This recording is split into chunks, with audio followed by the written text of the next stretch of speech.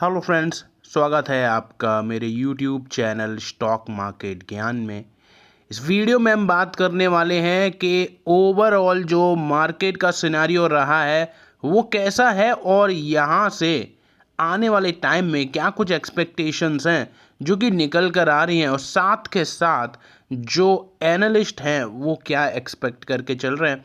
कुछ डेटा आया है इंटरेस्टिंग सा जो कि मैं आपके साथ इस वीडियो में शेयर करूंगा, और आपको भी वो डेटा जानकर काफ़ी ज़्यादा हैरानी होने वाली है।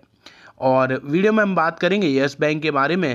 फरवरी मंथ का म्यूचुअल फंड का डेटा आ चुका है जो कि मैं आपके साथ इस वीडियो में शेयर करूंगा।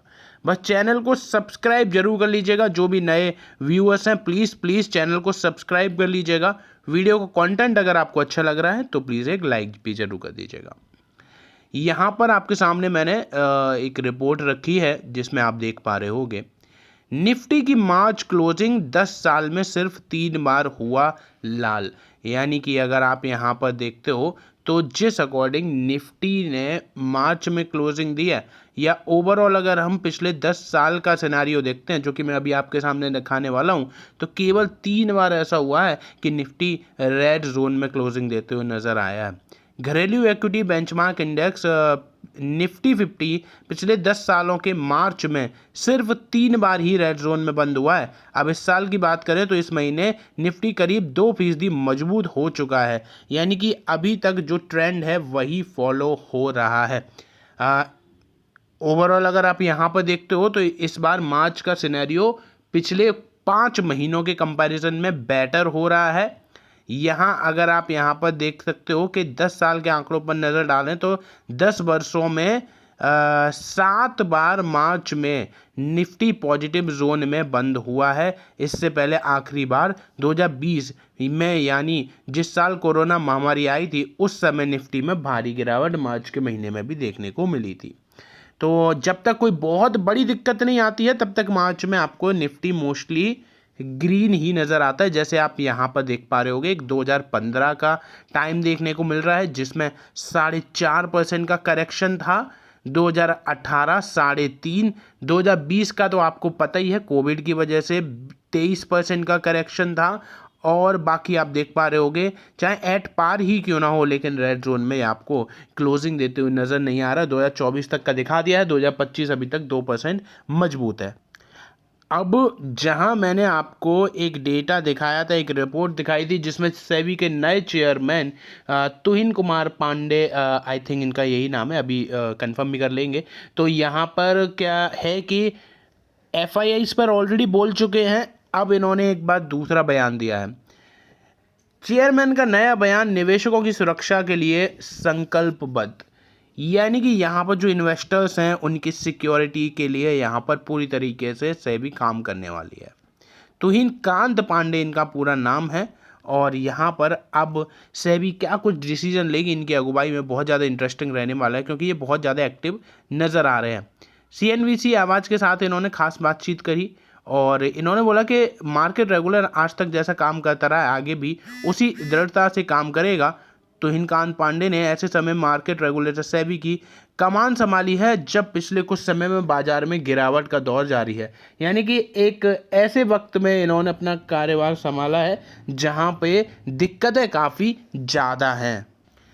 उन्होंने कहा कि जहां तक इन्वेस्टर की अवेयरनेस का सवाल है, मार्केट में किस समय करना है, कितना करना है, क्या करना है, उसके लिए सेबी म्यूचुअल फंड्स और अन्य इंडस्ट्रीज़ के द्वारा जो अवेयरनेस प्रोग्राम है वो लंबे समय से जारी है और आगे भी जारी ही रहेंगे। एक पॉलिसी मेकर से सेबी चेयरमैन बनने की चुनौती तक तुहिनकांत पांडे ने कहा कि उनके लिए चैलेंज तो है, लेकिन वह अपनी टीम के साथ अच्छी तरीके से इस चैलेंज को भी संभाल लेंगे। यानी कि अभी तो काफ़ी ज़्यादा पॉजिटिव ये नज़र आ रहे हैं। अब देखो जहाँ पे हर जगह एफ आई की जो बात चल रही है ना, वो मैं आपको दिखाता हूँ कि आखिर आखिर एग्जैक्टली चीज़ें क्या है। तो जो एफ ने इस साल अब तक भारतीय शेयरों से लगभग 15 अरब डॉलर का जो माल है वो निकाल लिया है। 15 अरब डॉलर का माल बहुत बड़ा अमाउंट होता है, और जिसकी वैल्यू अगर आप देखते हो तो देश के market value 1.3 lakh crore dollar. ठीक है, अगर ये रुपए भी होते तो भी बहुत बड़ा अमाउंट है, लेकिन रुपए नहीं है, डॉलर है। 1.3 लाख करोड़, तो इतना कम हो चुका है। तो आप सोचो कि पिछले 5 महीने के अंदर क्या कुछ सिनेरियोस चले हैं और एफआईआईज ने इतना पैसा निकाल लिया है, जिस वजह से अभी मार्केट में हड़कंप मचा हुआ है। तो ये हो गई ओवरऑल मार्केट के बारे में बात। मैंने एफआईआईज के डेटा के साथ साथ निफ्टी का ट्रेंड और सेबी के नए चेयरमैन का क्या बयान आया है वो सारी चीज़ें आपके सामने रख दी हैं। बात कर लेते हैं यस बैंक की। तो यस बैंक यहाँ पर नेगेटिव क्लोजिंग ही देते हुए नज़र आया था फ्राइडे के दिन, और जहां ओवरऑल चीज़ें इस वीक में बेटर हुई हैं वहां थोड़ा बहुत यस बैंक के लिए भी बेटरमेंट आया है। लगभग 1.5% की रिकवरी आपको यस बैंक के अंदर देखने को मिल गई थी इस हफ्ते में। तो अब मैं आपके सामने लेकर आ गया हूं फरवरी मंथ का म्यूचुअल फंड का डेटा, जो कि यस बैंक के लिए है। तो कोटक के आर्बिट्राज ने फिर से बड़ा एलोकेशन में इंक्रीमेंट करा। एचडीएफसी ने भी सेम कहानी रिपीट मारी है। आईसीआईसीआई ने भी यहाँ पर 15-16% से अपनी होल्डिंग्स को बढ़ाया है। आइए देखते हैं कि बड़ा एलोकेशन और कहाँ हुआ है। बंधन के आर्बिट्राज में 115% और यूटीआई के आर्बिट्राज में 200% से ज़्यादा की होल्डिंग्स बढ़ गई है। और देखें तो 35% आपको यहाँ पर 1-2% तो देखने को मिल ही रहा है। हम देखेंगे यहाँ पर बड़ा एलोकेशन। तो फ्रैंकलिन ने अपने आर्बिट्राज में 27-28, साथ के साथ एक्सिस ने 86% से एलोकेशन बढ़ा दिया है। बात करते हैं और कुछ बड़े एलोकेशंस की, तो देखते हैं यहाँ पर अभी तक कोई आपको बड़ा नंबर तो नहीं, लेकिन हाँ ये आपको ज़रूर नज़र आ रहा है कि हर एक पर्टिकुलर फंड के थ्रू एलोकेशन इंक्रीज ही किया जा रहा है। बजाज फिनसर्व का आर्बिट्राज है 50% से बढ़ा दिया है। मोतीलाल ने धमाका करा है। तो मोतीलाल ओसवाल ने 400% से अपनी होल्डिंग्स को बढ़ाया है यस बैंक में फरवरी के मंथ की अगर हम बात करते हैं तो। बाकी अभी तक का डेटा यही अवेलेबल है, जिसमें आपने देखा होगा कि अगर टोटल यहाँ पर 30 फंड की भी अगर डिटेल है तो उसमें से 25 फंड्स ने तो इसमें खरीदारी ही करी है।